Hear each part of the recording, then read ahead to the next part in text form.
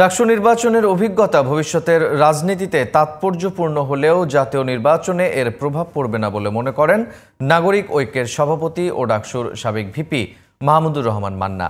তবে রাজনৈতিক বিশ্লেষক সোহরাব হাসানের মতে জাতীয় নির্বাচনে কিছুটা প্রভাব ফেললেও আগামীর রাজনীতি নিয়ন্ত্রণ করতে পারবে না।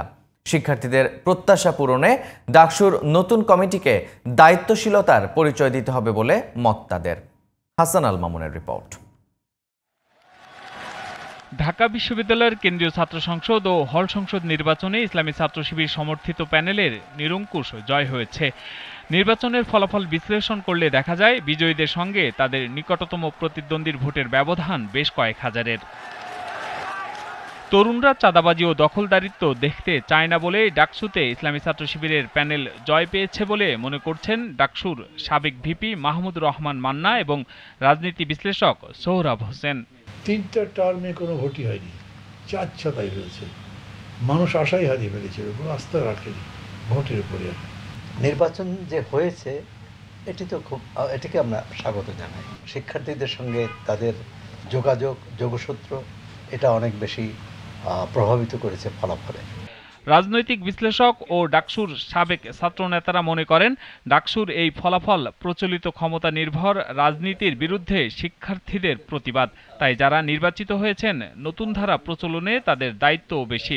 তারা নির্বাচনে যে অঙ্গীকার করেছে, যে প্রত্যাশা শিক্ষার্থীদের মধ্যে জাগিয়েছে, সেটা পূরণ করতে তারা সচেষ্ট থাকবে, এটা আশা করি। আমি মনে করি যে সাধারণ ছাত্রছাত্রীদের চাওয়ার মতো দাবিগুলো সন্নিবেশ করে তারা যদি ছাত্রদের সমর্থিত করে আন্দোলন করে তারা চেষ্টা করে, তাহলে তারা দাবি আদায়ে সফল হতে পারবে।